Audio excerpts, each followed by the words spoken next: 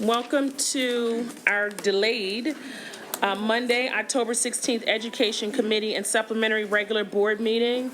I'd like to, we're starting a new meeting, and I want to make sure our statement regarding LMEA negotiations is on tape for those who are viewing. I want to take a moment before we begin and speak directly to parents and other members of our community who are here this evening specifically to learn where things stand with respect to our ongoing negotiations with LMEA. Let me state outright that the resolution of an agreement with LMEA is an important, immediate priority for me and the entire Lmsb Board of School Directors. We will continue to make every effort to achieve a fair and appropriate contract.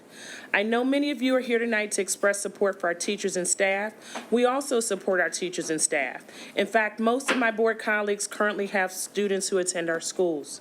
Our support for our teachers and staff is in part reflected in their compensation. Our teachers are on average the highest paid teachers in our state. No district in our area comes close to matching the top salary of our teachers.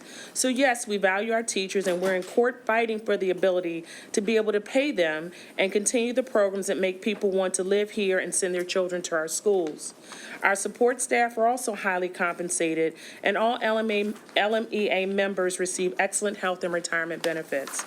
As many of you are aware, we asked LMEA to continue to work under the terms of the current agreement without change, with all terms including salary increases and bonus payments continuing for an additional year. It was our sincere desire to have this school year proceed without any disruption or concerns that can come when there is no labor agreement in place. While we dealt with the issues arising from litigation and other issues like our significant enrollment growth. That offer has not been accepted, so we're now exploring a multi-year agreement. We are also working with a mediator in order to achieve a successful outcome for both parties, and he has encouraged each group to take whatever time is necessary to ensure that both proposals meet our shared objectives. We are accomplishing that now and have scheduled future negotiation sessions. Moreover, no scheduled meetings have been canceled, but rather rescheduled at the advice of the mediator to ensure meetings are productive and meet expectations. We absolutely support a collaborative, collegial negotiation process. We will continue to meet with LMEA and we will keep you informed of the process. So with that, I would like to have Ms. LaPera call our first speaker. Our student speakers are going to speak first, then we will have our presentations, and then we'll have public comment at the end as we do at most meetings. Okay, first up we have Alice, then Maya, Gabby, Allie, Max, Sam, and Tay. I hope I said that right. Sorry. Ty. Sorry. Hi, my name's Alice Rickards, and I'm a sophomore here at Lower Marion. Thank you so much for considering changing sleep times. I wanted to point out that I go to sleep as early as possible every night, and still first period I'm exhausted. So many of us are anxious, tired, and stressed, and lack of sleep makes that so much worse. If all the research is saying we need more sleep, then I think this is something that you should seriously consider. Thank you. Thank you.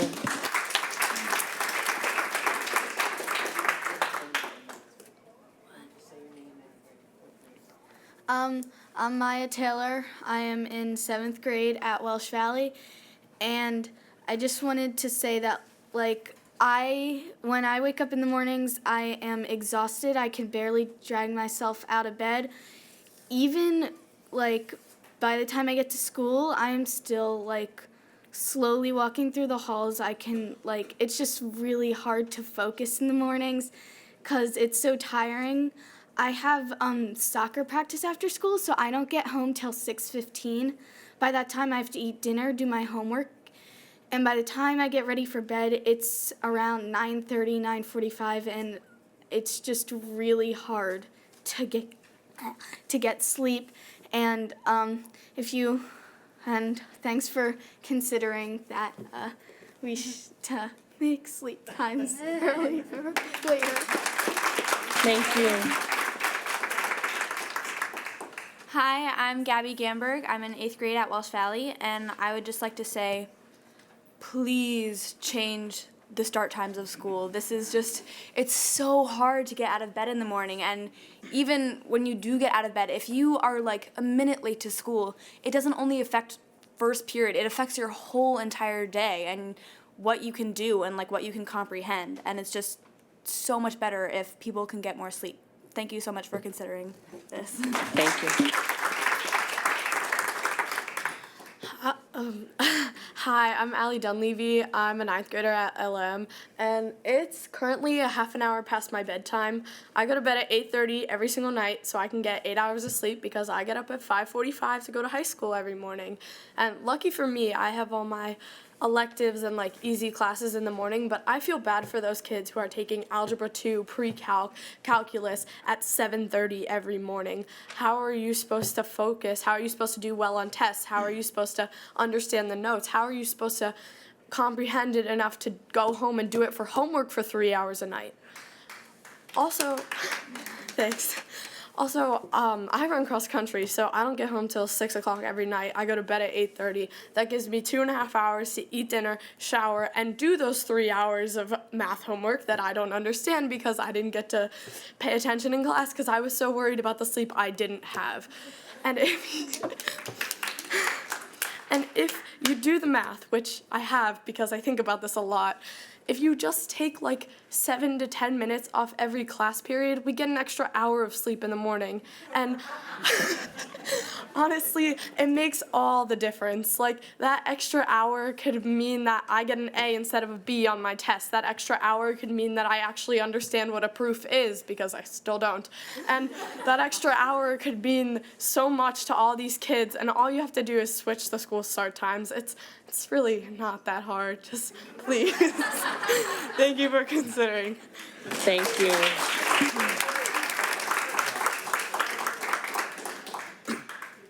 Hello, my name is Max Harris. I am a 10th grader at Harrington High School. I'm going to be speaking on behalf of Sam Catania, who is behind me. Sam Catania conducted a survey of my peers and his peers through a Facebook group on Harrington High School. There are about 800 Harrington students in the group. We collected 102 responses in a period of about 24 hours. The first question asked students the rate of importance of getting more sleep on a scale of 1 through 5. 5 indicating sleep was very more important than the amount they currently get. 91.2% of students said that getting more sleep than they currently do was either a 4 or 5 on the scale. Another question asked students if overall later school start times would let them sleep more. 88.2% of respondents said that yes, this would let them allow them to get more sleep. The survey indicates that 85.4% of students feel that high school specifically should start later, and 71.6% of students think that elementary school should be the first school to start. Additionally, 81.4% of high schoolers said that they would not go to bed any earlier if high schoolers any later if high schoolers started 1 hour later.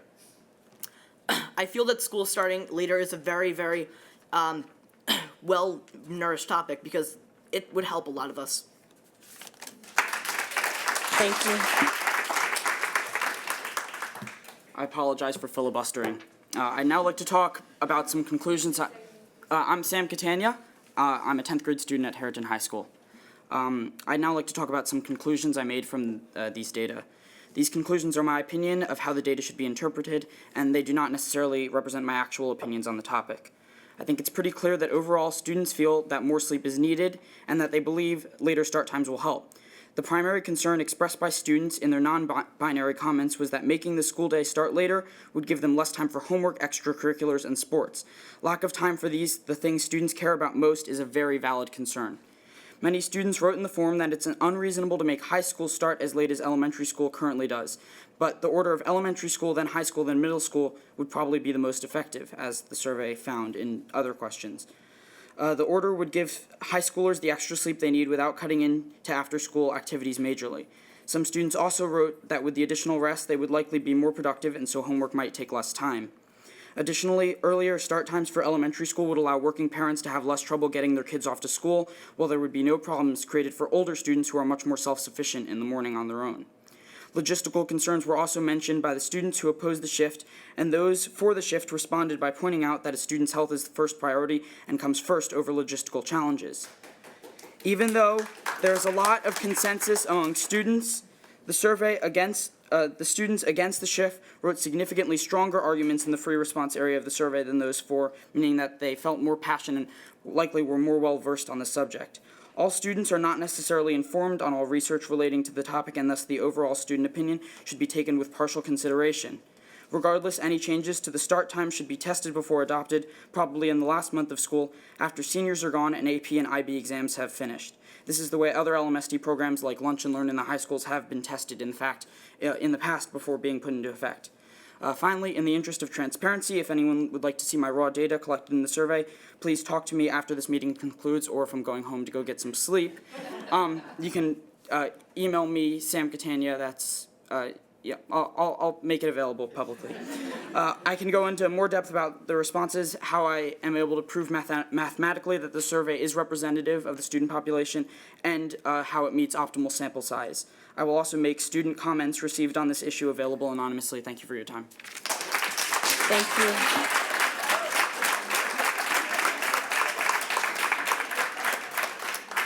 It's like quite a tough act to follow. Hi, my name is Ty Grunewald. I'm a current junior at Harriton High School. When I first started high school, I thought that I would be able to manage the early start times and keep a reasonable bedtime, but waking up at 6 every day proved to be quite a challenge. I lived for the weekends, specifically Saturday, when I could sleep in for more than a mere 6 or 7 hours a day. Short naps were glorious, but infrequent, depending on how much homework I had. Sophomore year, if possible, was even more difficult. An unofficial competition started among my friends as to who could get along with the least amount of sleep.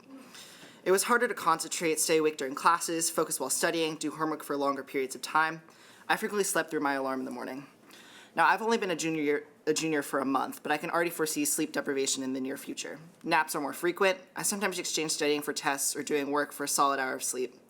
My friends feel similar hardships. They've fallen asleep in classes and even have missed their stops because they were napping on the bus. They've sacrificed meals and spending time with their family to cram in work and be able to go to sleep before 2 in the morning. I don't know a single person who is awake for the first period at 7:30. 9.25 has become an important number to me. It's the number of hours a day a teenager is supposed to sleep. It's also something of a joke among my friends. The best case scenario, we clock in 6.5 hours of sleep. On a typical day, I'll get 4 to 5. I chose to read the book The Overachievers by Alexander Robbins for my AP Language and Composition class. The book has a lot of information about today's high school culture, including a passage contrasting how much sleep teenagers need and how much sleep teenagers get. Here's an excerpt from this passage. When a high school student wakes up to get to a school that starts before 8 a.m., the schedule is roughly comparable to an adult waking up for work at 3 a.m. I'm sure none of you want to wake up for work at 3 a.m. And oh, the irony as we study this book that preaches about later start times in a class that starts at 7:30 a.m. I fully support later start times in LMSD. I have a 7th grade sister, and I don't want to see her suffer through sleep deprivation like I do. I don't want to see her cry because she only gets 2 hours of sleep at night. I don't want to see her fail an exam because she was up until 3 in the morning. I don't want to see her become depressed because of this lack of sleep. I don't want to see her in a car crash because a teen driver was too tired to concentrate. Other school districts across America have underwent this change and have seen such success. Better attendance, better grades, better attitudes among the students and teachers. There's less stress, there's less disciplinary problems, and I urge our district to join them and push back start times.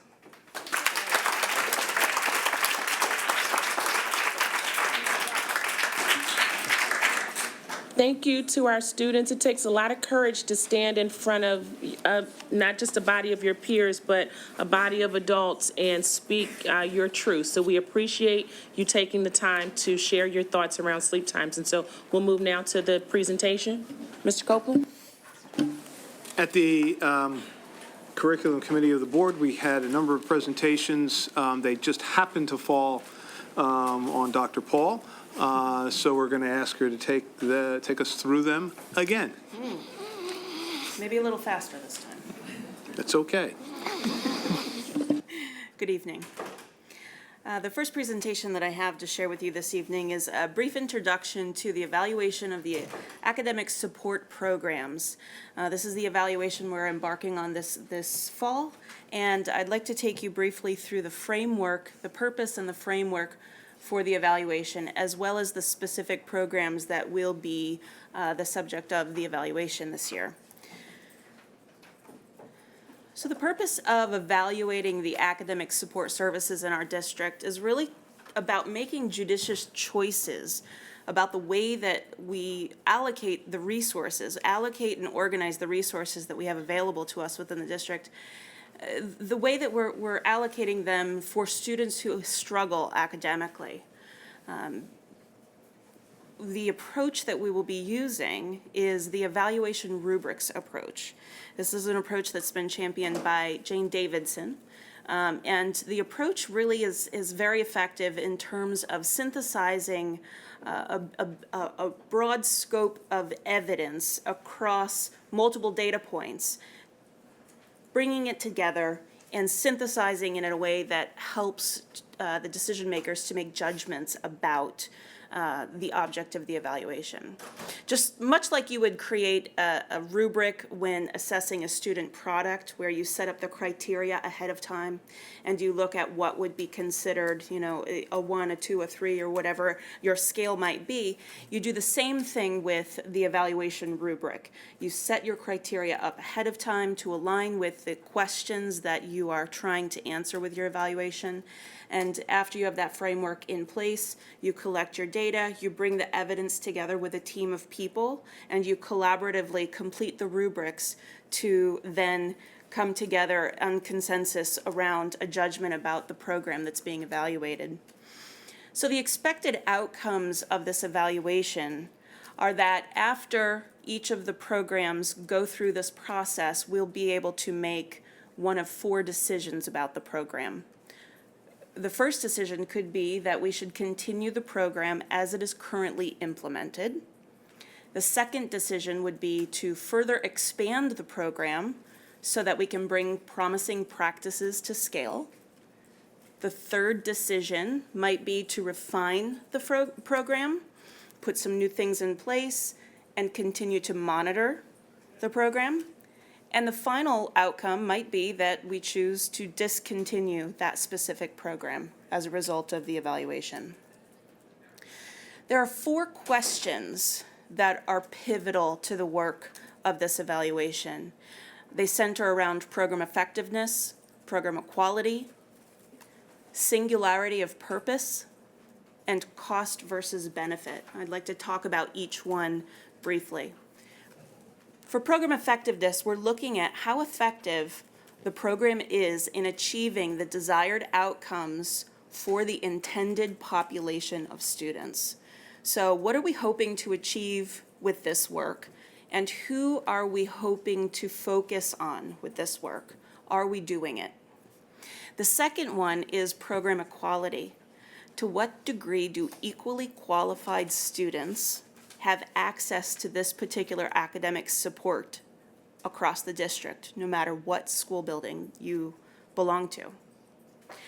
The third area for focusing this evaluation is singularity of purpose. In other words, to what degree does this program fulfill academic needs that cannot be reasonably met without the program? Is there overlap? Are there other places where these needs can be met or are being met? Or is this a unique space where we are able to support students in a unique way? Finally, cost versus benefit. How balanced are the program costs in terms of the students' time away from other activities or opportunities that they could be participating in terms of staff time, resources, specialized resource costs, space. There are a lot of different types of investments we make when we're allocating resources for any particular program. So we want to make sure that our investment is well balanced with what we are getting out of the program on behalf of students. So is our investment in the program balanced with what students are getting out of it? So these are the 4 guiding questions around which we'll be constructing these evaluation rubrics. On this slide, you'll see a listing of the programs that we will be reviewing through this evaluation. In the elementary level, we'll be looking at reading support programs, math support programs, and academic support programs. At the middle level, we'll be looking at the reading courses, the math supplement courses that are offered for students who are struggling academically. as well as the Excel Study Skills program and the Now program. These are two specialized programs that are housed at the Bala-Cynwyd Middle School. Excel Study Skills is available for Bala-Cynwyd students. The Now program is available to all students in the district, but it is housed at the Bala-Cynwyd Middle School, and it begins in 7th grade. It's available for 7th and 8th graders. And then, if I could skip over to the final bullet on the high school level, the Now program then extends into the high school as the communications lab. And that is housed at the Lower Merion High School. Again, available to all students in the district, but housed at the Lower Merion High School, beginning in grade 9. The other aspect of the high school program that we'll be evaluating here are the lab support classes. So these are the support classes that are put in place for students who are struggling in reading and literature and who are needing some additional support with the material that is assessed on the Keystone exams. So these are the specific programs that we will be focusing on through this evaluation that begins this fall and is going to extend. At this point, we're not sure how long this will extend, but for this fall, here are the key activities that we'll be engaged in.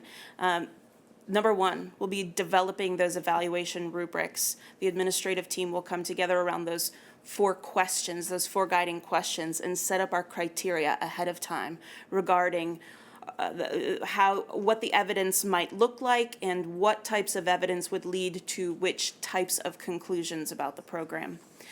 The second piece of this is to complete a desk review of each of the programs using a program snapshot form.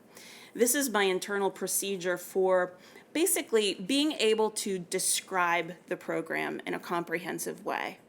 What is the name of the program? Where is it housed? What grade levels does it serve? Who is the intended population of students? What outcomes are we expecting from the program? Who teaches in the program? How large is the staff? What does their time allocation look like? What are the costs of the program? What are the key documents of the program? It's really just a way of describing the program in a short form. It's a front and a back. It might slip over into maybe 3 or 4 pages for each program, but the basic idea is that as a result of the desk review, we should have an at-a-glance for each of the programs that really describe all of the key structures that you would expect to see with any program that you're evaluating. So after those program snapshots are completed, and after the evaluation rubrics have been developed, we will meet as a leadership team to see where we are, determine the priorities and the next steps. With this evaluation, there is the opportunity to expand the team beyond just me in terms of perhaps looking for ways of supplementing or augmenting the services that I can provide as an individual researcher within the district. We may be able to hire graduate students or outside research organizations that can assist with the work of evaluating these programs. So we expect that we will be able to come back to the curriculum committee of the board in December to provide an update on the progress we've made this fall and to share with you our plans for moving forward with this evaluation. Thank you. Thank you, Dr. Paul. The only thing I'd add to that is this is the second evaluation that her office will be conducting in the space of about a year and a half. First one being gifted and talented. We also reported on that at the curriculum committee of the board, and that's. But that was an update, and so the final report for that is November? December. So we're looking forward to that. The reason we chose this as a second evaluation is a two-prong. One, it's one that we have a heavy investment in, both in terms of human resources as well as material and support. And secondly, because we think that this will give us even a better idea of how best to help students as we use the information to support the work of the Achievement Gap Task Force. So before you move on to, you're moving on to the next program, correct? So let me open it up for questions from the board at this time. Is your hand up, Mr. Bonaventura?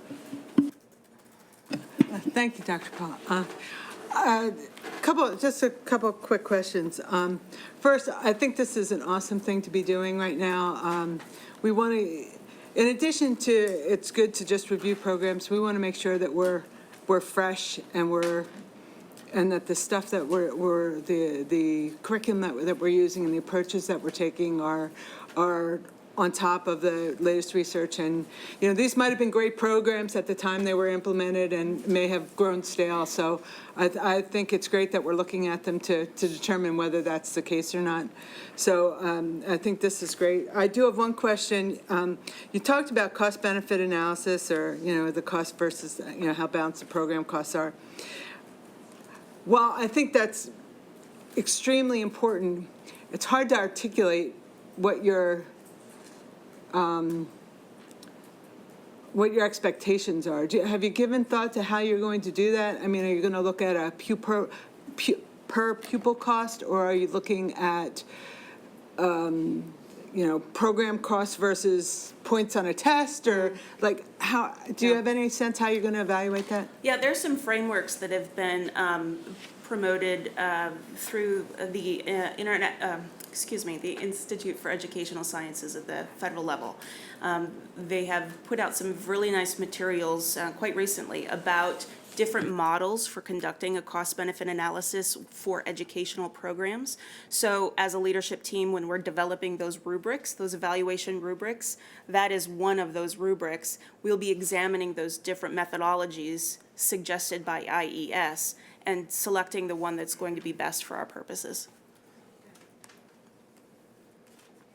Dr. Gilbert? I just want to say, first of all, thank you again for the presentation, and I just want to let everyone know that we spent quite a bit of time discussing this at the CCOB meeting, and we're very excited about it, and we're really grateful for Mr. Copeland for putting this kind of evaluation in place, and for you for doing them, because it is the kind of thing that, as part of our strategic planning process, we want to be able to evaluate these. And I know you'll be coming back to CCOB as well as the full board for further discussion. So I know it's late, and we have another topic to go as well, but I wanted to just make sure that people understood that we've been discussing this in a lot of detail. Any questions to my right? No pressure. All right, Dr. Paul? Shall we move on?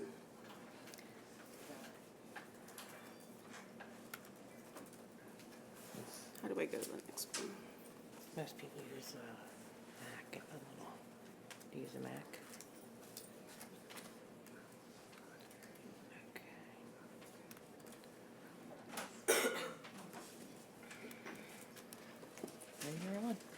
You're welcome.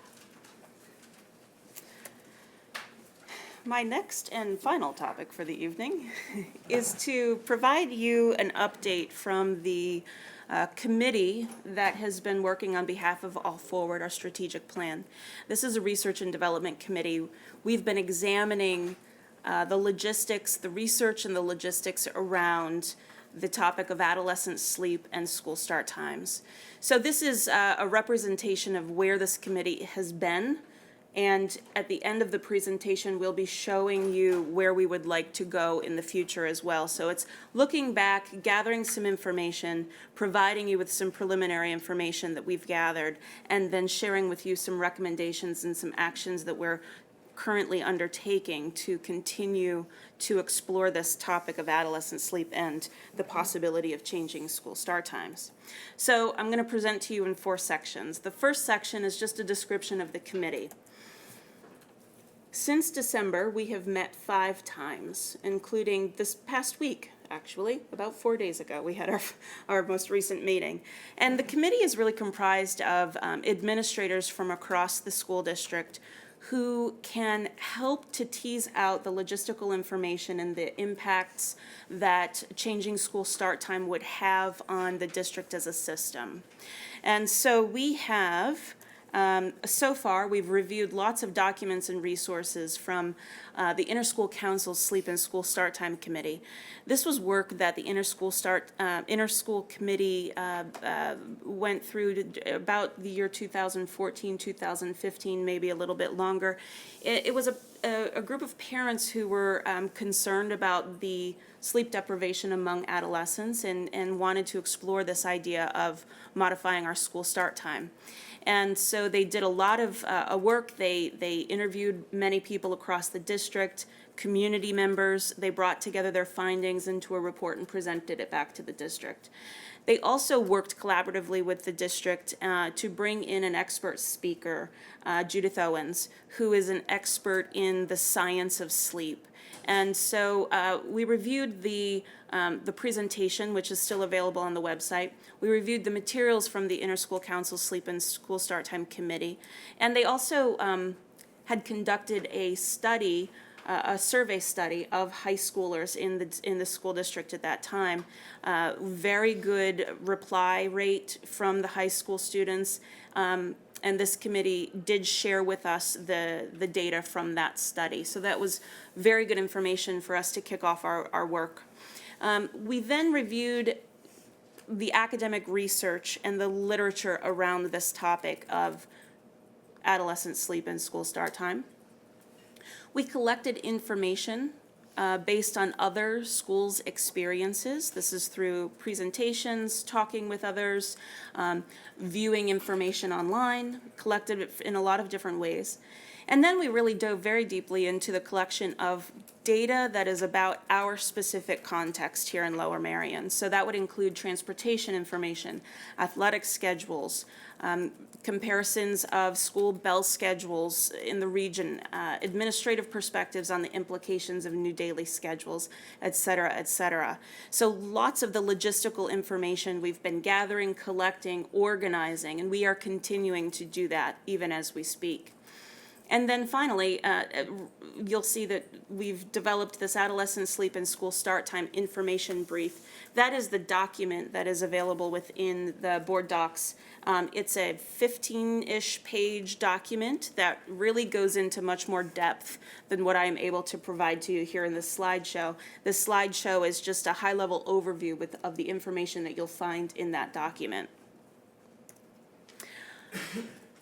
I was also very pleased that I had the opportunity to attend the Adolescent Sleep Health and School Start Times Conference in Washington, D.C. in April. It was a slate of experts in sleep science, in adolescent health, and many of the researchers and educators who have worked in or with school districts who have made the shift to a later start time. And so they were able to share their knowledge and their experiences, and it was a two-day event in which we were able to share information and think about ways of overcoming obstacles that different school districts have encountered in trying to make this shift to a later school start time.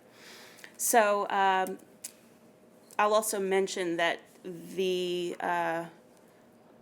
it was interesting because I thought that I was going to slip into the back of the room and sit at a table kind of quietly and keep my head down and mull over the information on my own. And then it turns out I was sitting at a table with some folks that happened to be here in the room. Some folks from Radnor, some folks from Unionville, Chadsford. Turns out I was sitting at the Southeastern Pennsylvania table. So it was a fun time for some local networking as well. So my next section is entitled The Landscape. This is kind of just going to lay out what we know about adolescent sleep and school start times. So the sleep research is very clear. The science of sleep indicates that adolescents are really hardwired to fall asleep later in the evening and wake up later in the morning. The circadian rhythms that are initiated with the onset of puberty push the release of melatonin into later in the evening. And melatonin is the hormone that helps elicit sleepiness in people. And so once it is released, within about 2 hours is the time when you would imagine when we should be falling asleep. This circadian rhythm shift is unique to the adolescent experience. It's later in the evening than it is for younger children or even adults. And so the science of sleep is pretty clear that adolescents are hardwired to, on average, fall asleep sometime around 11 p.m. And if you consider the recommendations that adolescents should sleep between 8 and 10 hours per night, then you can do the math and understand that that would mean that a later start to the morning is a good fit for adolescents. The science around chronic sleep loss is also very clear. It's clear that well-rested people in general are healthier people, and specifically in adolescents, they are healthier when they have adequate rest. When we see sleep deprivation in adolescents, we see increased risk for obesity, decreased physical activity, increased food intake. We see poor mental health, including signs of depression and suicidal ideation.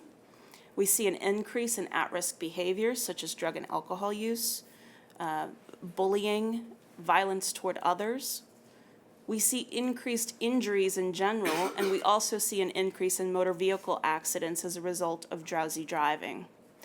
And we also see increase in daytime sleepiness and difficulty in paying attention. So these are really the reasons why all of the discussion is occurring around the idea of adequate rest for all people, but specifically for adolescents as well. So in 2014, the American Association of Pediatrics came out with a statement recommending that middle school and high school start times begin no earlier than 8:30 a.m. And in the years that followed, the American Medical Association and the Center for Disease Control also came out with similar policy statements, as well as many other organizations focused on health and wellness.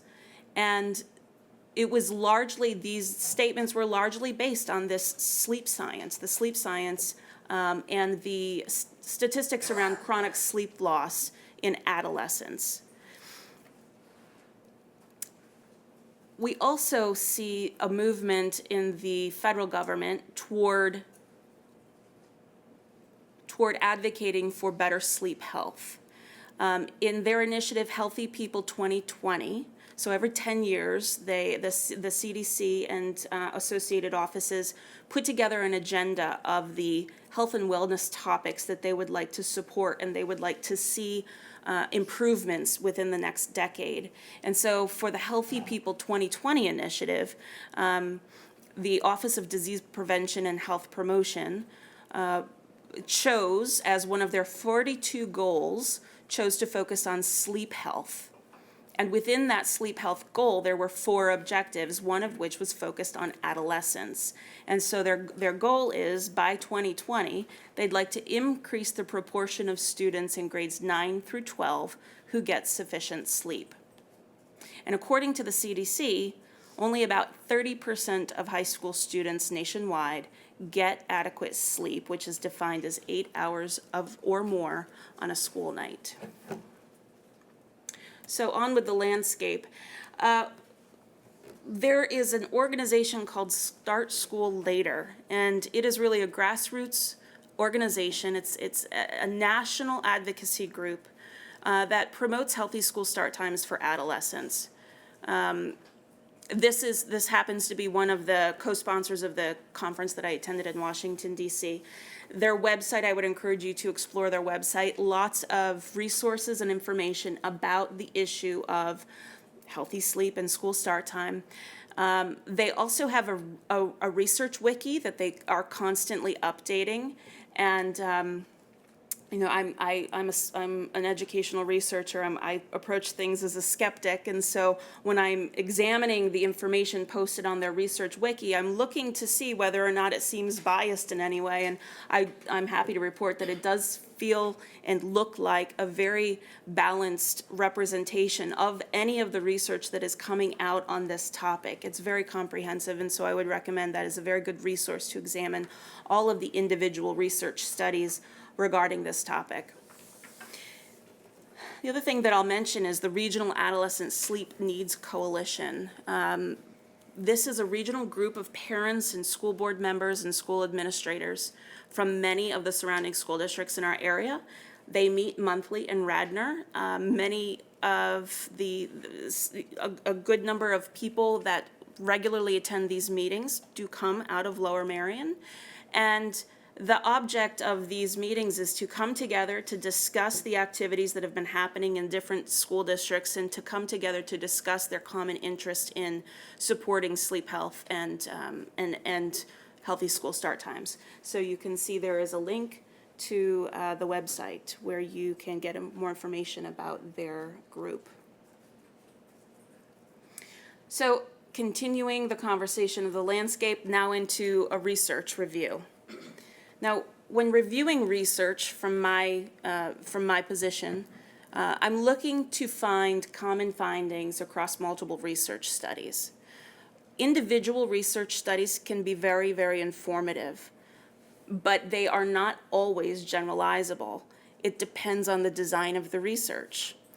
There's something to be learned from every research study, but when it comes to making policy decisions, it's important to look across the broad scope of research to determine what is known and what is not known about any particular topic.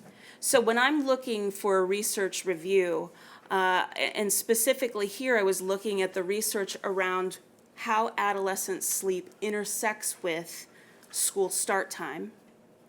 I'm looking for meta-analyses and I'm looking for critical reviews of literature because they are research studies about the research. They are examining the scope of research to say what we can generalize from across the body of research literature. So those types of studies for me are golden. So that is one of the things that I look for when I'm reviewing research. I also examine the research design because when making policy decisions, when trying to learn from other research, you have to pay attention to how the research study was designed. You have to pay attention to the things that you can draw as causes of a change or an outcome, the things that are correlates or associated but not necessarily a cause of an outcome, as well as the things that might confound an outcome or the factors that might confuse the issue. And so these are the things that I'm keeping in mind as I'm reviewing research studies.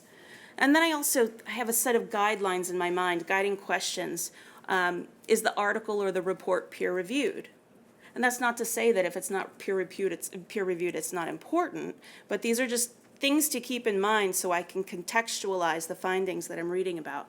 So is the article or report peer-reviewed? Who are the authors? What is their affiliation? Was the research funded, and if so, by whom? Where was the study published? Is the journal reputable? What's the impact factor, organizational affiliation? And then finally, what methodology was used? And what do I need to know about that methodology in terms of the limitations that I need to keep in mind as I'm drawing conclusions from the research? So this is to say, this is the framework, this is the way that we approached examining the research literature on this topic of sleep and how it intersects with middle and high school start time.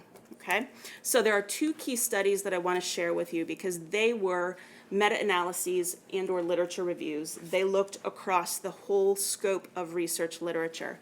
So the first one is high school start times and the impact of high school students. So first of all, you know, they limited their research review to studies that looked at high school, not middle school, but high school. Okay, so Morgan Thaler and his colleagues, I apologize if Morgan Thaler is actually a female. I can't recall the first name. Thank you. Thank you. Thank you.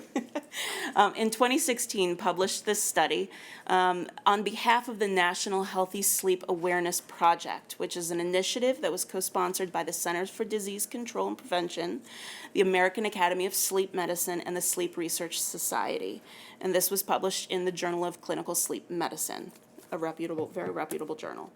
And so in this study, when they examined the literature and they set up criteria for what studies will be included in their review, After they went through that process, 18 of the studies met their inclusion criteria, 8 of which had enough statistical information to be included in a meta-analysis, and they concluded that there is adequate evidence to suggest that delayed school start times, especially in cases where the delay is 60 minutes or more from the previous start time, there is adequate evidence to say that it promotes longer weekday sleep duration, so kids are sleeping longer during the week. There is a lower weekday, weeknight sleep duration difference. So in other words, some people will go on 4 or 5 hours of sleep during the week and then try to catch up on their sleep over the weekend, which actually doesn't work, by the way. But they found that these delayed school start times are associated with smaller differences between the time that the high school students are sleeping during the week as opposed to the weekend. Reduced vehicular accident rates, as well as reduced subjective daytime sleepiness. These authors also reported that among these 18 studies, there was not enough evidence to conclude that academic performance or incidences of behavioral issues were affected by later school start times within these 18 studies.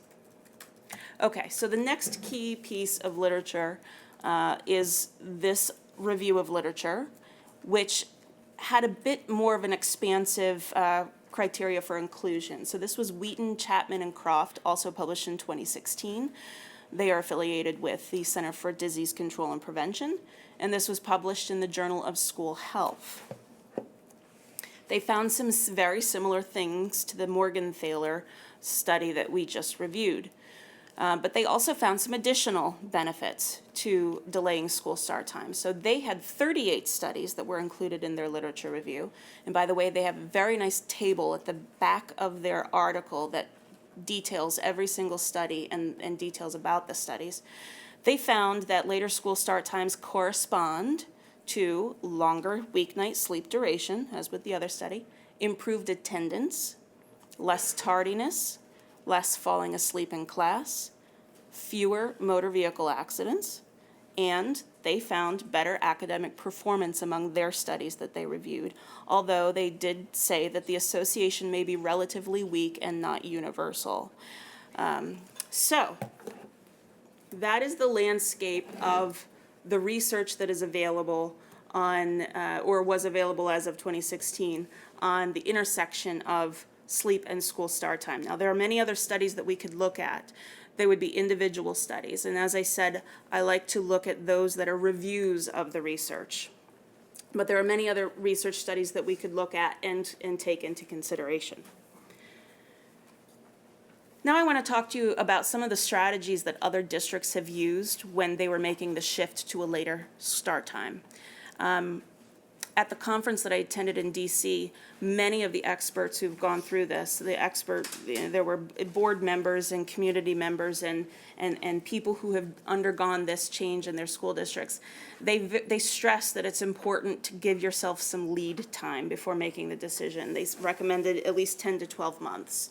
And in fact, in Fairfax, Virginia, one of the most lauded cases of where this change has occurred, they actually, as a board, made a board resolution to change school start times within a certain amount of time, which was 3 years later, because they're a much bigger school district than we are, with a lot more logistics. But regardless of how large the school district is, these experts have recommended that lead time is very important because it gives the community an opportunity to think about new childcare arrangements, to think about commuting times, to work out all the logistics that family members have to worry about when they're adjusting to a new schedule. It was also recommended that you consider hiring a consultant who is skilled in facilitating organizational change and community engagement, especially around the topic of bell schedules and shifting bell schedules. They recommended that you exhaust all transportation scenarios until just a small handful of acceptable proposals are identified. 2 of the speakers at the conference talked about talked about acquiring 20 or more transportation scenarios before they actually found a small handful that were acceptable for what they were trying to achieve.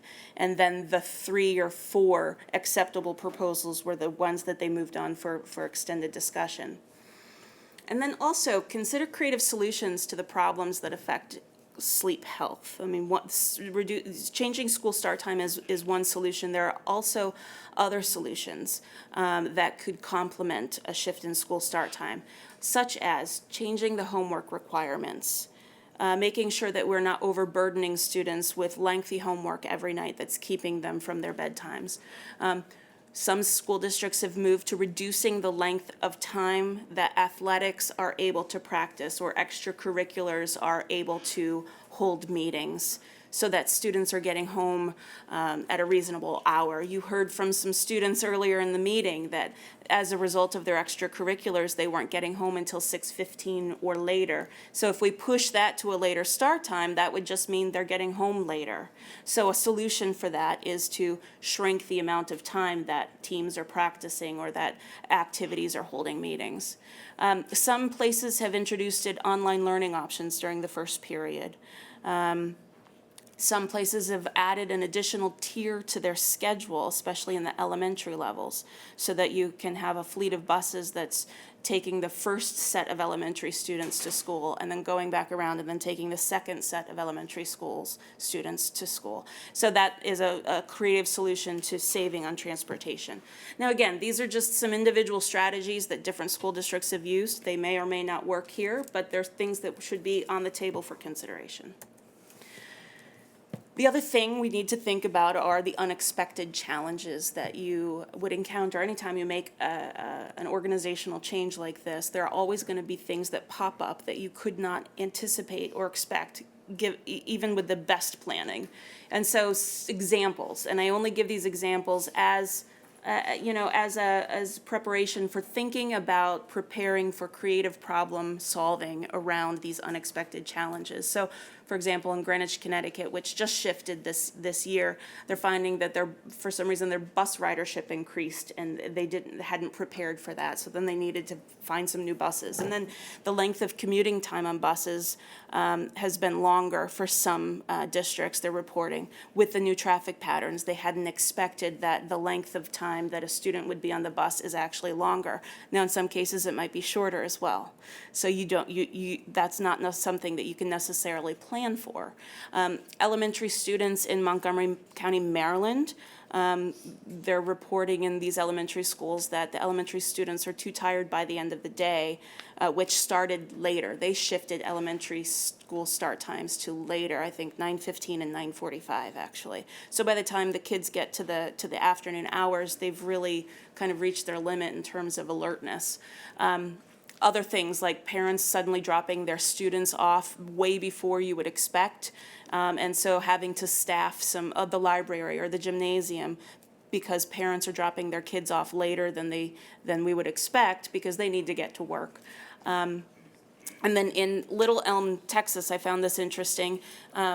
They found after several years of implementation that they were suddenly spending a tremendous amount of money, over $500,000, on partial day substitutes to cover classes for the high school teachers who still needed to get out of district for away meets or away games.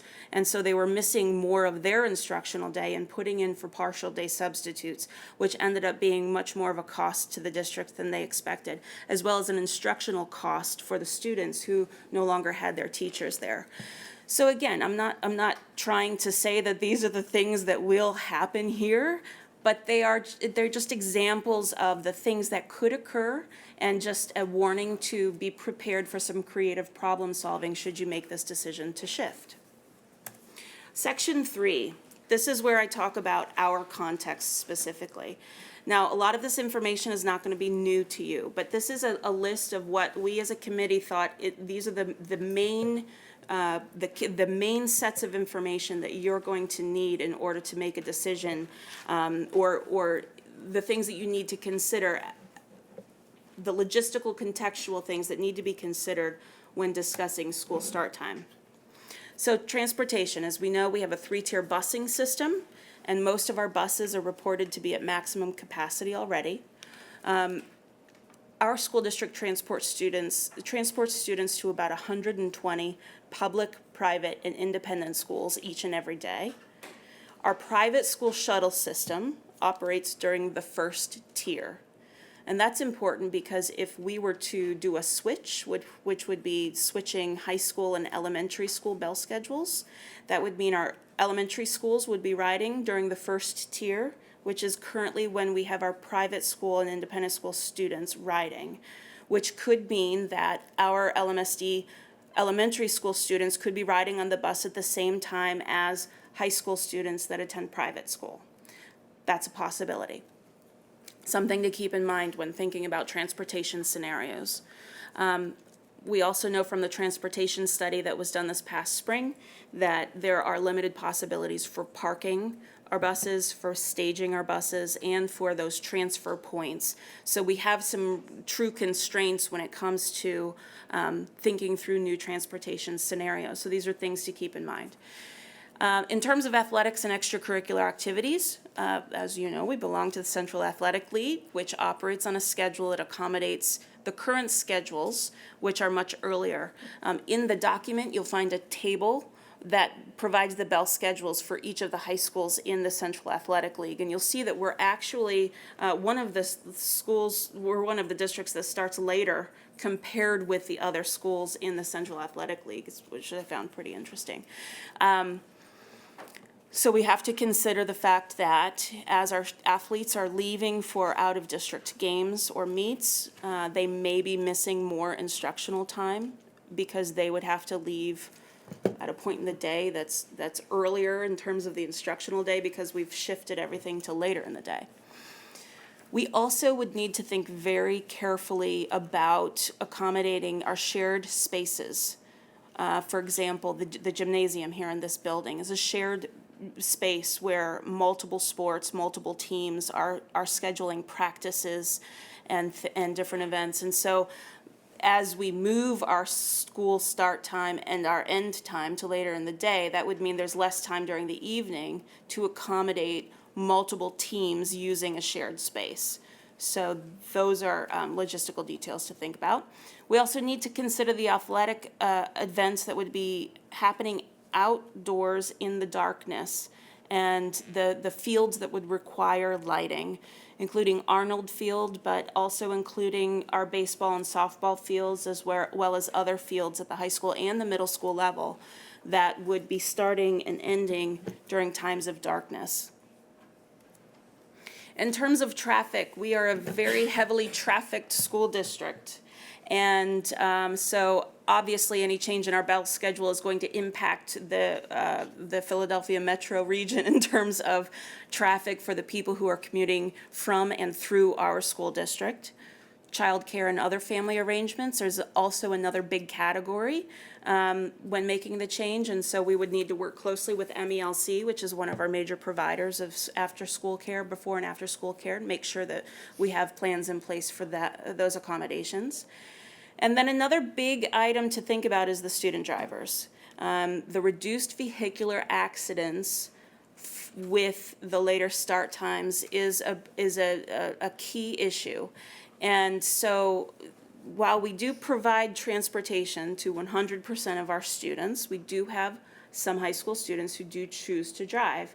Now, we are limited in the amount of spaces that we can provide parking for our students. So currently we have about 350 students who have received parking permits at either Lower Merion or Harriton High School. So that gives us an approximate ballpark number of students who would be driving to and from school. And so that would be important information to consider. I've been working with the Lower Merion Police Department. They've provided data on traffic accidents. I have information about the time of day, the intersection, and the age of the person involved. However, we don't know if that young person is a Lower Merion public student. We don't know if they're a freshman at the local college. We don't know if they're a private school student. But regardless, we are working to try to isolate that information. Okay, section 4. recommended next steps. I have 3 sets of recommendations for ways that we'd like to move this forward. The first section is in regard to transportation, traffic, and capital improvement studies. So first of all, we want to recommend that a new transportation study be conducted that examines multiple scenarios and includes the following parameters. We want to consider investigating the changing the length of the school day so that elementary, middle, and high school days are consistent in length. The transportation study from the spring concluded that that would be a recommendation that would make the transportation less complex. The second parameter is that we'd like to consider scenarios that would account for any of the changes in school attendance boundaries that you may be considering. With the enrollment growth and the facilities planning, if there are changes to the attendance boundaries, then that will require a whole new set of transportation scenarios. So these are things that need to be thought of in tandem rather than in isolation. Number 3, consider multiple scenarios. We have to go beyond just 1 or 2. We have to produce multiple scenarios to find that sweet spot. And then number 4, while shifting to a two-tier system is probably not likely to be a cost benefit for us, we might also consider going to a 4-tier system where our elementary schools are on 2 different schedules, which may or may not make the transportation more efficient. That would be for the transportation experts to determine, but that's something that we should consider. Number 5, we need to think carefully about that private school shuttle system occurring during Tier 1 and what that is going to mean for any of the scenarios that we might consider. The second in this set of recommendations is the recommendation for a traffic study, which Mr. Gannan tells me we are currently that is currently in the works and is expected to be back to us in November, I believe he said. That is a traffic study of the current traffic around Lower Merion and Harriton High School during the peak hours. And then finally, we'd like to recommend a careful assessment of the capital improvements that would be needed to accommodate particularly the lighting on the athletic fields and any of the improvements that would be needed to support new transportation scenarios. My second set of recommendations that I'd like to share with you from the committee, and I'll try to get through this quickly, is around the idea of community engagement.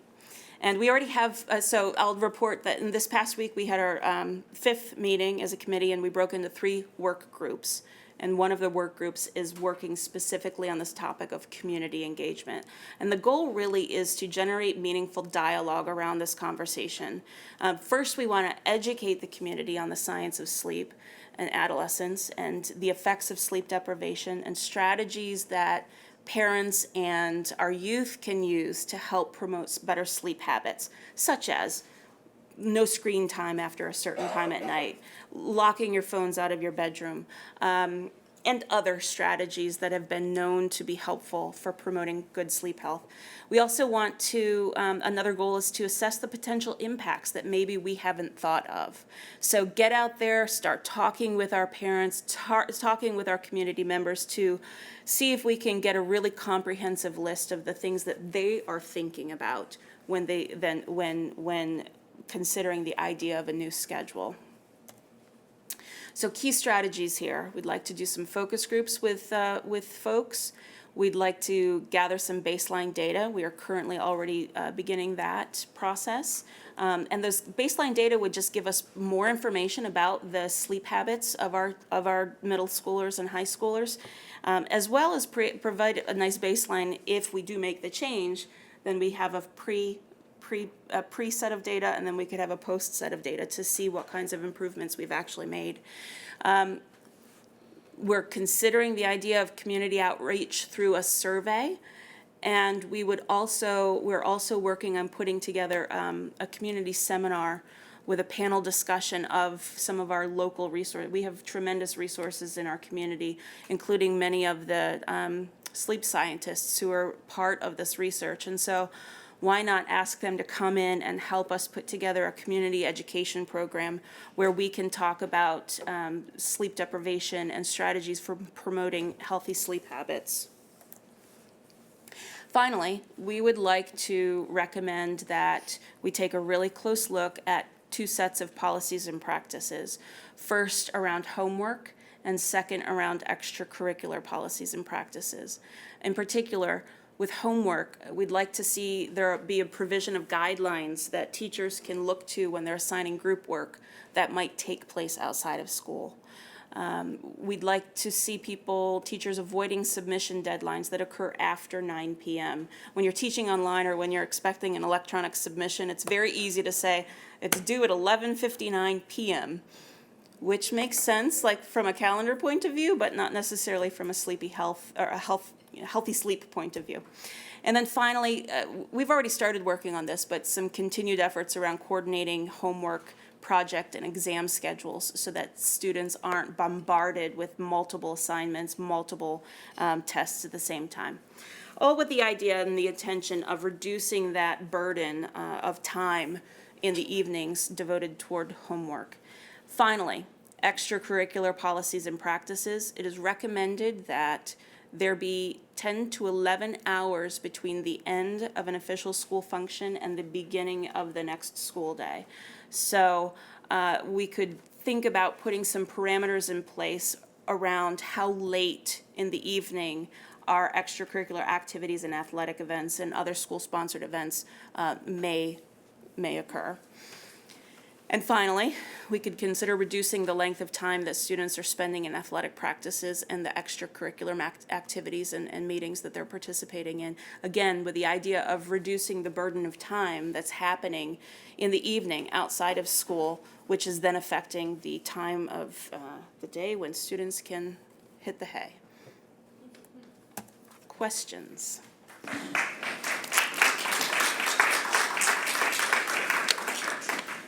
Thank you so much to Dr. Paul and the administrative team for this important work. About 3 years ago, when we started the work on the strategic plan, the holistic needs of students and the wellness of our students was a real big part of the work that we were charging our stakeholders to consider. And so a huge thank you to Mr. Copeland for his leadership to really bring a lot of these conversations that were a bit disparate in our community really together and in a comprehensive way to have this conversation in a real substantive way. So we're excited about the work and the recommendations and, want to look at ways in which we can, consider them, particularly as it relate to the health of our students. I'll also add that the wellness piece is important. You may have noticed through curriculum as well as at our education meeting, we have added additional time for recess for our students. So the holistic needs and wellness pieces have been a huge commitment of this board. And again, a thank you to the administrative team and Mr. Copeland for the vision to move some of this work forward. The implementation of the strategic plan has been very interesting and challenging all at the same time, but it's good to see some of these pieces be put together. So I'll open it up to board questions at this time. Dr. Gilbert? I just want to say that and I know many people here were at the curriculum committee meeting where we talked about it a lot, and it's late, and I don't know if there are a lot of people in the community who want to give us, their opinion. So, I don't want people to think we're not interested, which is why we're not discussing it, but I'm wondering if it'd be better to just allow people in the public to say what they want to. But, I'm fine with that. Let me just make sure there are no pressing questions from the board before we open it up. Ms. Ackman? Thanks. This was a great, really comprehensive presentation, and I loved some of the examples, and I thought it was a very realistic look at, kind of a lot of the issues involved. And I just have one really short question about process. It's very clear that, because of the complexity, community engagement is going to be really important, and I see that's kind of a key next step. And so, how are we going to promote this for people who want to get more widely. I think it's important for like the folks who aren't here and this isn't their driving issue to tune in a little bit so they so have you guys thought about that? We don't have to necessarily talk about it now, but, you know, I worry a little bit about, you know, the impact on childcare, the impact on athletics, and, you know, just, I want people to at least tune in at the key times so they can get better educated. Yeah, it's a critical piece. And so, as I said, we've split up into work groups, and there's a work group dedicated to community engagement. And one of the things that that has been written into the paper is a recommendation to work specifically with the Interschool Council and the HSAs to work collaboratively to see what, you know, to look at some collaborative approaches for getting the message out. So, But one of the activities in preparation for a survey is Dr. Paul is going to conduct a number of focus groups, and the folks for the focus groups will be randomly selected so that you're going to purposefully get a group of people so that you get a random selection of people. Mr. Fetterman? Thank you, Dr. Paul. It was very good to hear your full report on this. I was not at the curriculum committee, but I read your report. I have a public health degree, and I see this as a significant public health issue primarily, although there is overlap between public health and education quite a bit. But my question to you is, obviously, this school times has been an issue. It's been around for quite a while, even at the time of the ISC report in 2015, a number of school districts, many school districts had already made the change. And as the more districts make the change, the more data will be generated to be able to see the overall effects. But I think from the CDC and the AMA and the other organizations that have already endorsed basically the health effects, regardless of the educational effects and other types of things. My question to you is, have you consulted or with districts that have already done the implementation, both bigger and smaller, in terms of how they went about implementing the change, so such as Fairfax, which is huge, and other districts which are smaller, which have made the change? The only other comment I wanted to make before is that the strategic plan, we talk about boldness all the time. And I think one of the things in Lower Merion, and in terms of the Central League as well, I think if we lead, others will follow.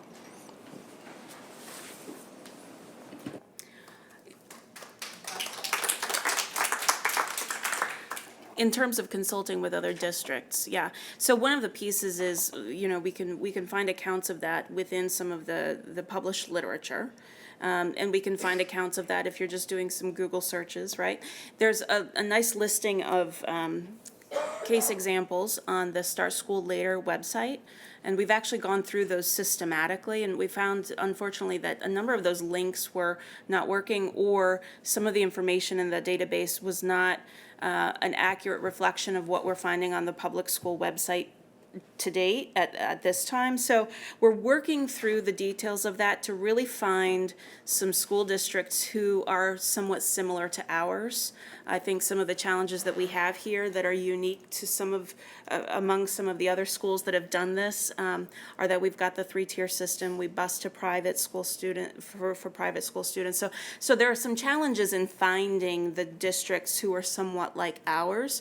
But yes, we're teasing through that information. Mr. Copeland actually recommended we have a really nice table that we're going to develop for the next report, which is going to detail the school districts and some key criteria from the school districts about the changes that they have made. So thank you. Mr. Driscoll?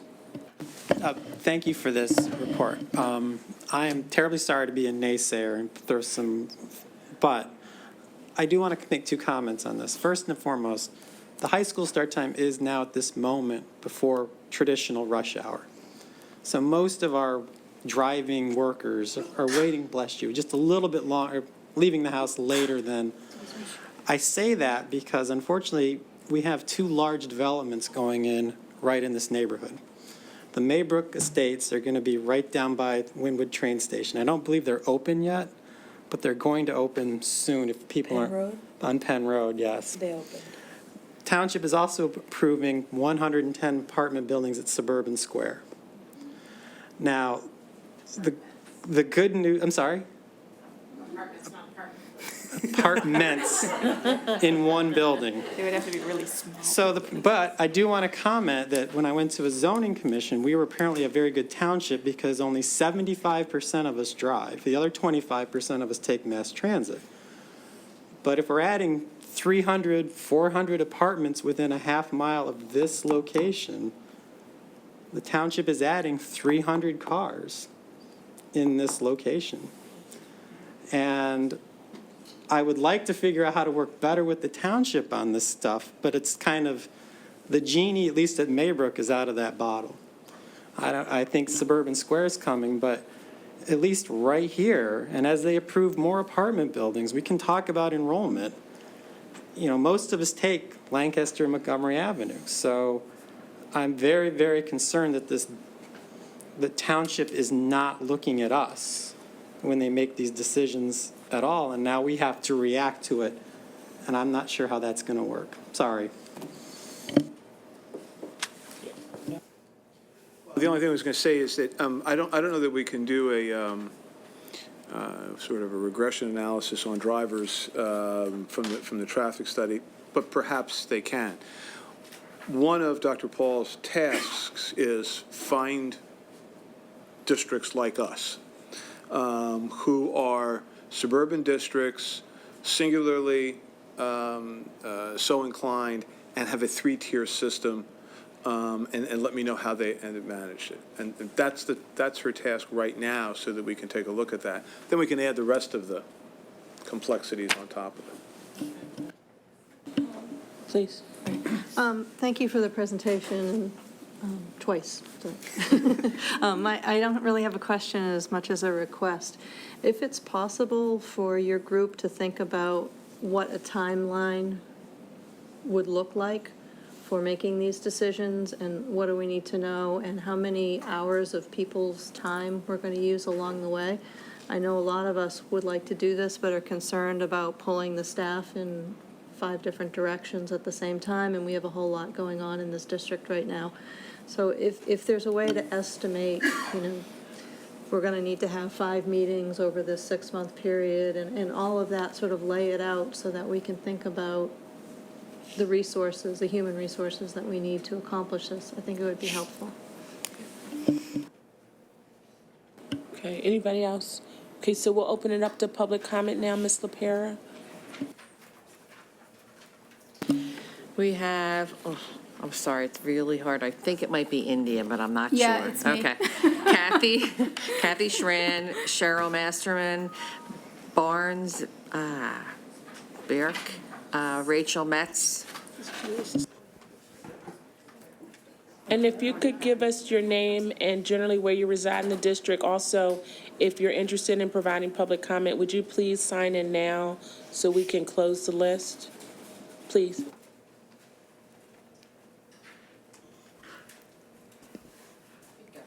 Thank you. I'm Indira Guru Bhagavatula. I'm an associate professor in the Division of Sleep Medicine at the University of Pennsylvania, and I'm former chair of the Sleep and Transportation Safety Task Force for the American Academy of Sleep Medicine. I just want to congratulate Dr. Paul on the excellent work that she did and express my gratitude to the board for charging her with this work. So since her report came out, we're very lucky. We have great news because the RAND Corporation also released their report. It's almost like they timed it perfectly just for us. And there's really good news in that report. They looked at the cost of just one adverse outcome of early start times, which is drowsy driving accidents. And they found that if school districts across the board changed their start times to 8:30 or later, that the economic benefits of that would actually pay for the expenditures for extra busing and so forth within 2 years. So that's very, very good news for us. And that's just looking at drowsy driving accidents and not all the other health outcomes and other things that were mentioned. So I know we have a lot of great minds in this room, and there are lots of challenges ahead, and I'm really excited that you've laid them all out for us, so now we have something tangible to work on. In terms of community engagement and education, I am happy to provide my services. I can throw together a panel for you if you need it, whatever you need, just let us know. We're here to help at Penn and at CHOP. And I just want to say, as many stakeholders as there are, as many interests as they are, at the end of the day, we're all here because we put our children first, and it's who we are, and it's what we do. So thank you.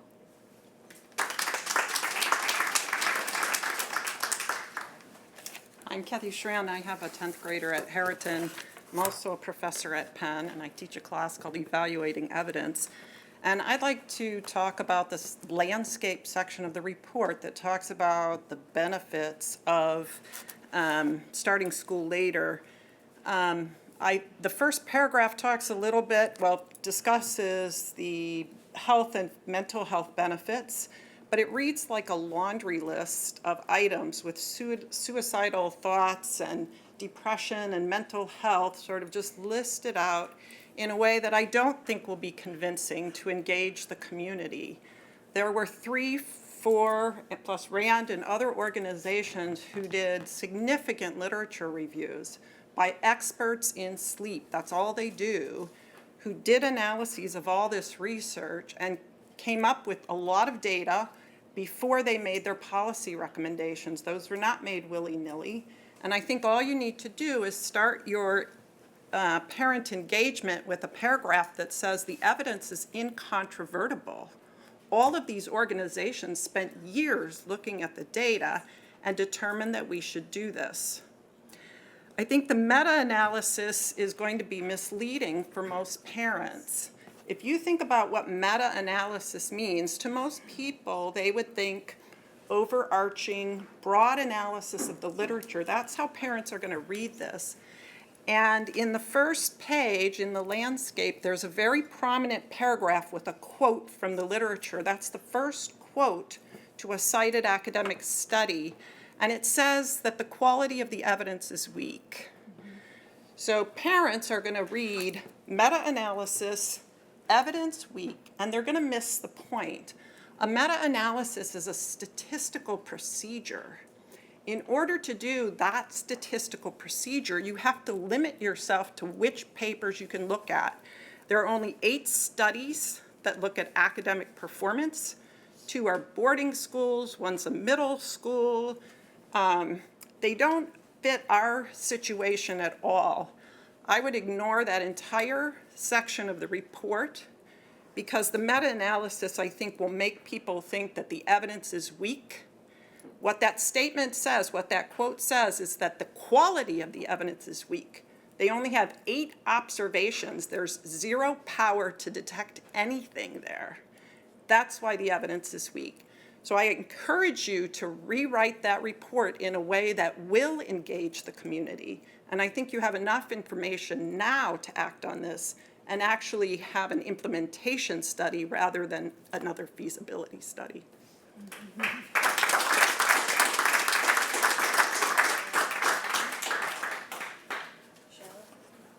Hi, Cheryl Masterman from Villanova. And I'm up here representing the HSA and the ISC to just let you know that we are fairly organized and ready to go with helping you find people for the focus groups. And we're just in the wings waiting. So we don't need to wait till November, or we could start November 1. But we're ready to go. So we applaud all of the work.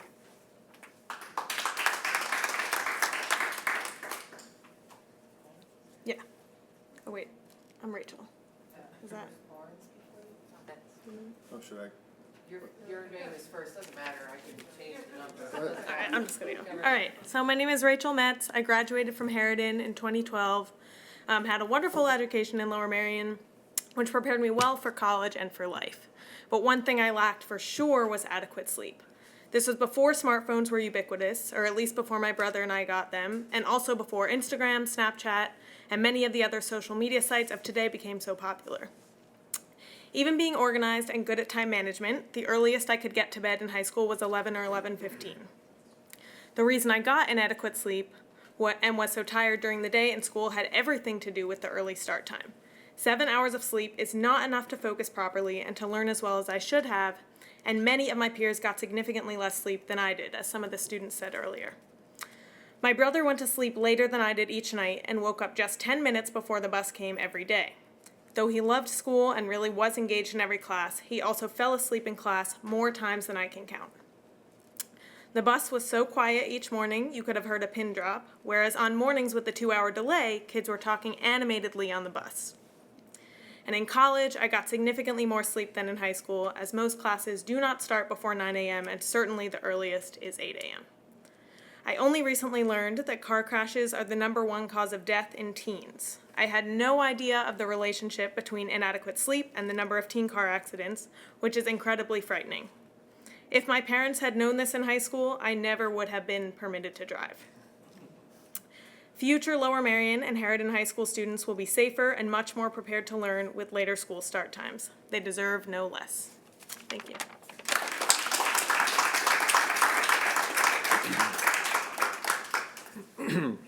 Last but not least, I hope, my name is Barnes Bierk.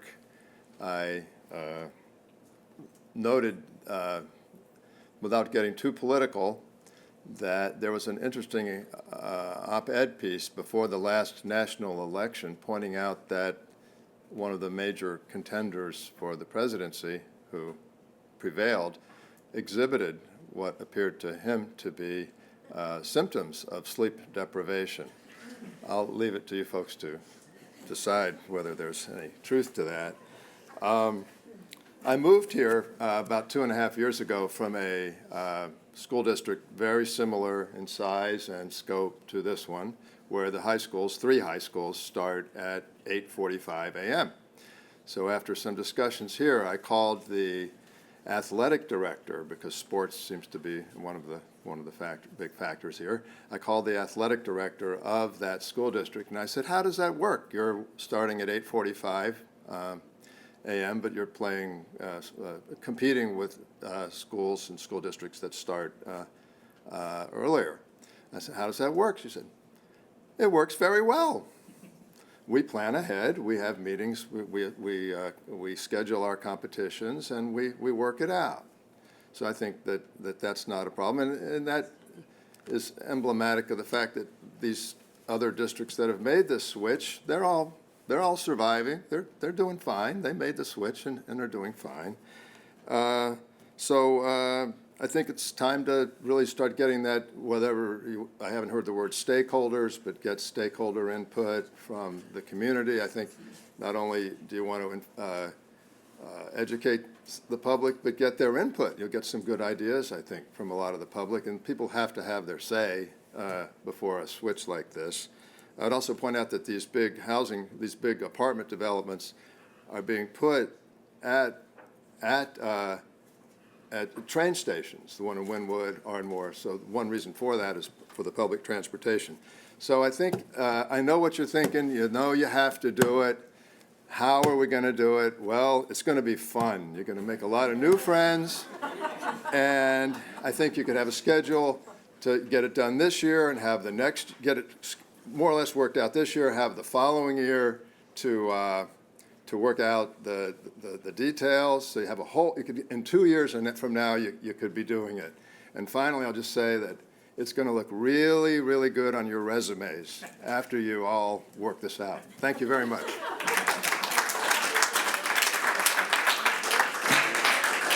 Okay, I have Raj Jayanthi, I'm sorry I mispronounced anybody's name, Mr. Ofer, Amy Noor, and then Rosa Sirota. First of all, thank you. Thank you all.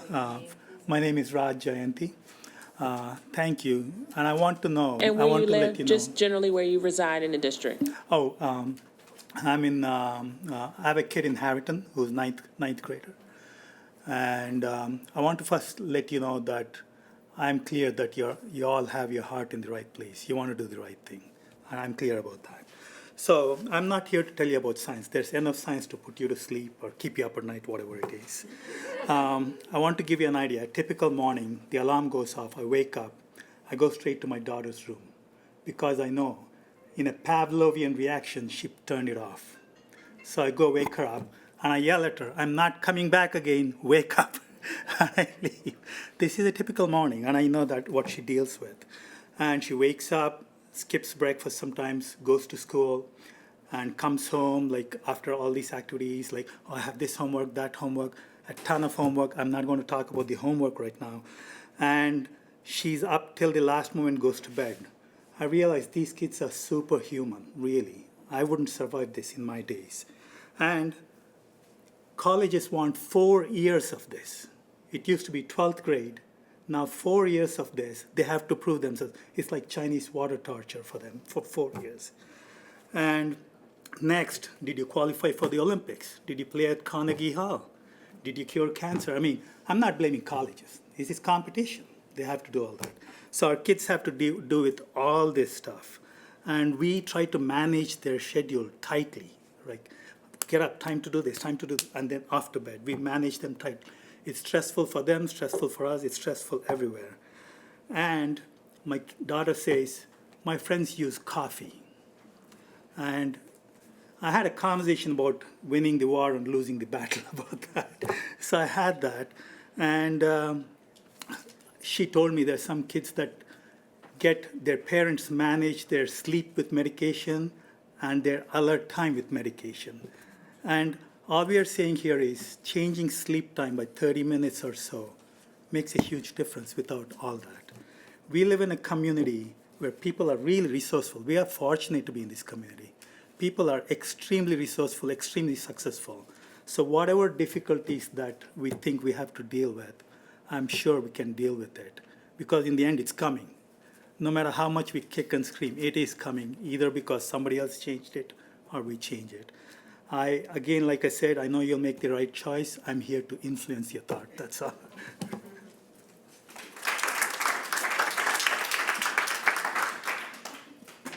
Good evening, or maybe good night. I'm Daphne Ofer, and I am an assistant professor at the University of Pennsylvania Sleep Division, working with Indira together. I have another hat here. I'm a mother of 5 children in the district. I've been 13 years with the district. My oldest daughter graduated last year. My youngest son is in 2nd grade. And I have kids in every level of school here. At this point, first of all, I wanted to thank you for listening in. And I've been following this process for the last few years, mostly passively because of my commitment to my kids and to work.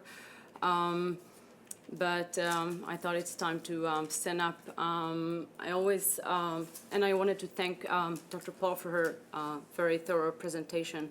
It was just amazing. I think you said it all. I'm not going to touch on the professional aspect of it because everything was already spoken to. But I did want to say that I'm happy to volunteer and help. I've been going to my kids' school every single year, and there's a teacher here that can attest to it. I gave a TEDx talk, I think it was June of 2015 in the Harrington High School.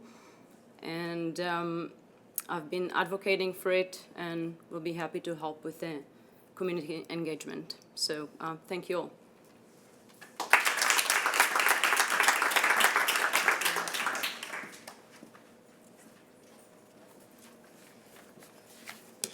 Hi, my name's Amy Noor. I live in Penn Valley. I have 3 children, 2 who already graduated college, went through Harrington High School, and 1 who is a senior at Harrington High School. Everything I wrote down, I'm kind of scrapping. I mean, all of the students who spoke at the beginning were just so eloquent, and I mean, there's almost nothing more to say. But I really want to thank the board for taking a serious look at this. You know, I've been up here multiple times working through the ISC on this issue, and I'm just very grateful. I'm grateful, Dr. Paul, to hear your report, so comprehensive, and just to really put out there that this is a serious public health issue, and our teens are really sleep deprived, and there are so many bad effects from the sleep deprivation. And you know, I think it's parents and students' responsibilities about the cell phones and the distractions and the computers and all of that stuff. That's on parents and students. but they can't change the time school starts, and that's on us. And there's, as Dr. Paul showed, there's so much to be gained. The only thing that's difficult is logistically it's challenging, but we have a lot of very bright minds in this room, in our community, in our schools, the teachers, the students. There's just a tremendous wealth of experience and grit in our community, and I know we can get this done. I want to also just say on the homework issue, Dr. Judith Owens, who Dr. Paul referenced in her report, an internationally recognized pediatric sleep researcher, says it takes a sleepy student 5 hours to do 3 hours of homework. So there's the start to reducing our homework, is they're getting more sleep. I see it in my own house every day, and the day my daughter has one free period, first period free every fourth day, and that every fourth day is the best day of the week because she goes to school energized and happy and ready to learn. And the other 3 days, it's a much bigger struggle. By enacting these start times, I know that the district has made academic success and student health a priority. I appreciate that in your strategic plan. I see it with recess. I see it with mindfulness. I see it with various things you've done in the schools. This is a big project, but it can be done, and it would make a tremendous difference for our students. And I hope that you will make this a priority, set forth a timeline, and that we can see this done within the next couple of years. Thank you so much for your dedication to this. I appreciate it.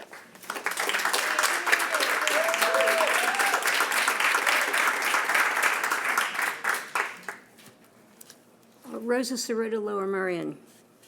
Earlier this evening, we listened to a very thoughtful student ask the board to be included or to have a student included in your process in some kind of way. I thought about that, and I think that's really very important. And I also thought about what this community has to offer. This is a wonderfully creative community and very informed. And I think you've heard of residents this evening who would love to give you information about this topic. Now, your consultant certainly gave you a lot of information. It was informative. But what if our residents could provide the same information to you at no cost? Have you thought about that? And I think our residents could certainly do that in many ways on many topics, and we wouldn't be paying a consultant.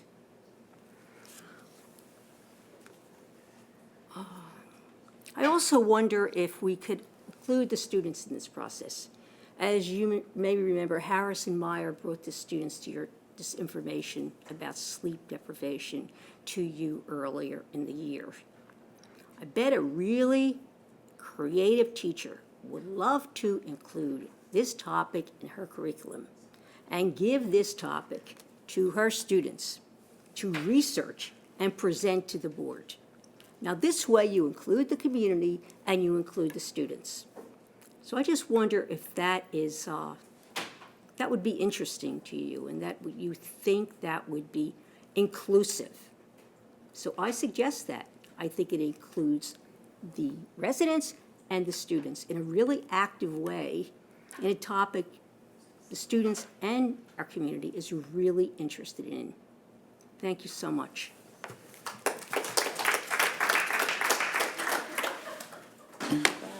Let me just respond to a few things I heard. First of all, Dr. Paul is not a consultant.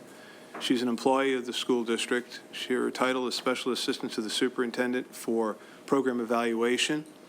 I meet with a group of students called Student Cabinet 3 times a year, representatives from both Harriton and Lower Merion High School. So they involve themselves in a whole lot of things.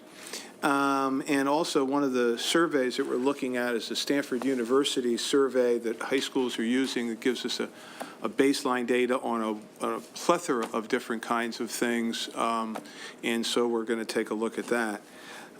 For Dr. Paul, I guess you feel like you're back at, where were you, Purdue, did we find you? Yeah, so a bunch of researchers can argue as to whether you use this analysis or that analysis. I think that the balanced view of the report, quite frankly, is what's compelling about it. It's not an advocacy piece. It's not meant to be. It's somebody who came to this sort of with a fresh mind, brought the committee along, and we're providing balanced information. And I think it speaks volumes for that. And so, but, you know, I love watching a good academic fight. Nah, not really. But no, so that's all we've got. All right, thanks, Mr. Copeland. Thank you, everybody, for your attention this evening. We have our business meeting this coming Monday, October 23rd, and with that, we're adjourned. And it's at the Lower Merion High School in the auditorium. Thank you, Ms. LaPierre.